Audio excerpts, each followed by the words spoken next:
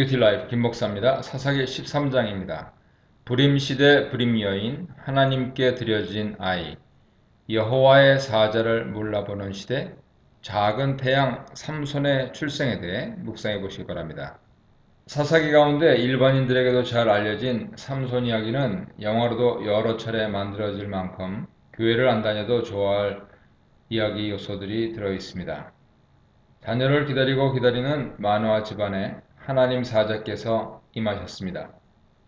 마태와 누가 전통 가운데 누가가 전하는 대로 사자는 여인에게 먼저 나타나셨습니다.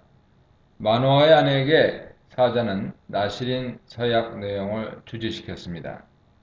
영어로는 나실인과 나사렛 사람이 같은 단어를 쓰는 것 유념하세요. 나실인은 주검을 만질 수 없습니다. 나실인은 부정하고 정한 것, 먹을 생물과 먹지 못할 생물을 구별해야 합니다.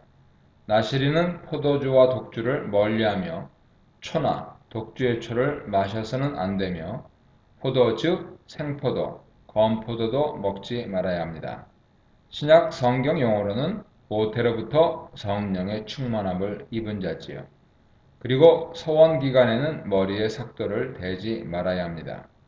주님의 사자의 방문을 받은 마노아의 아내는 바로 남편에게 사실을 알렸습니다. 좋은 태도입니다.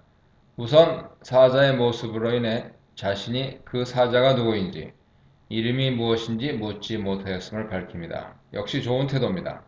그리고 사자가 이런 내용을 그대로 전합니다. 그런데 여기서 보태어진 부분이 있습니다.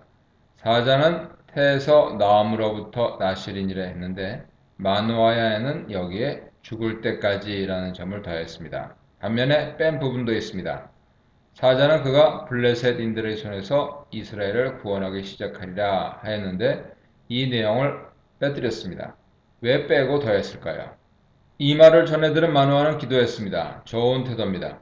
그는 믿음을 가진 것으로 보입니다. 그래서 아내보다 한 걸음 더 나아갔습니다.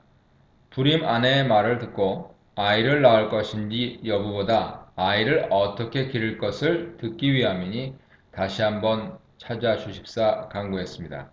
역시 좋은 태도입니다. 성경은 하나님께서 마노아의 목소리를 들으셨다고 말씀하고 있습니다. 이번에도 마치 시험하듯 주님의 사자가 아내에게 먼저 나타나셨습니다. 마노아의 아내는 밭에 앉아 있었습니다. 이번에는 사자가 자기에게 말을 걸기 전에 아내는 급히 달려가 남편에게 사자가 임했음을 알렸습니다.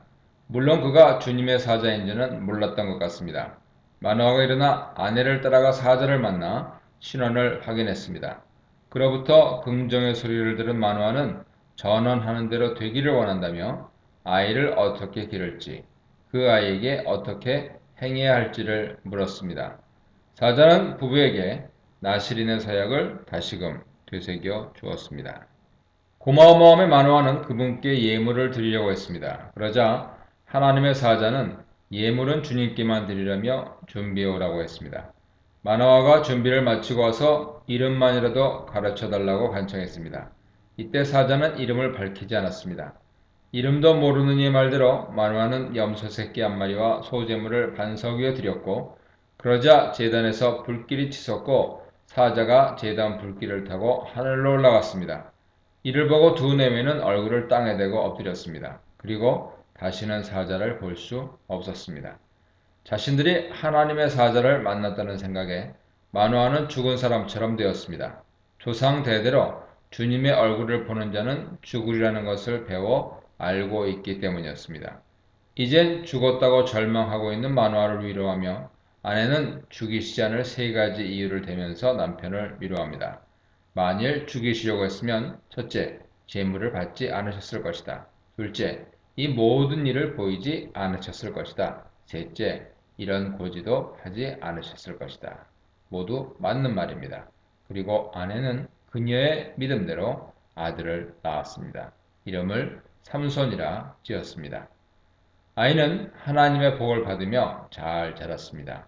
유다와 블레셋 접경 지역 삼각지대인 베세메스 소라 에스다올 사이 단지파가 이동 시에 수경했던 마하네단에서 하나님께서는 삼손에 임하셨습니다.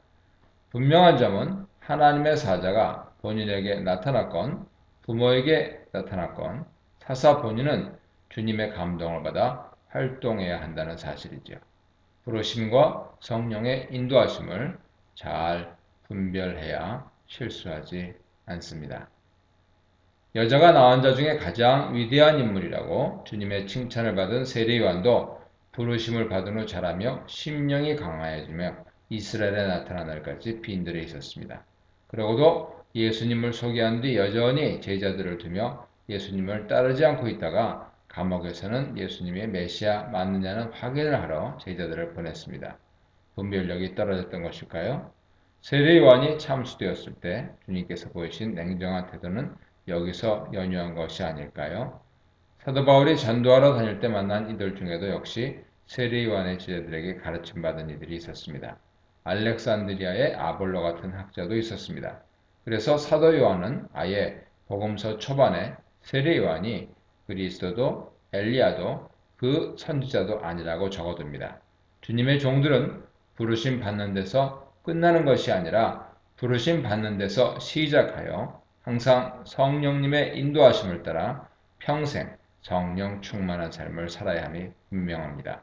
그리고 그것이 부부 함께 되어야 합니다.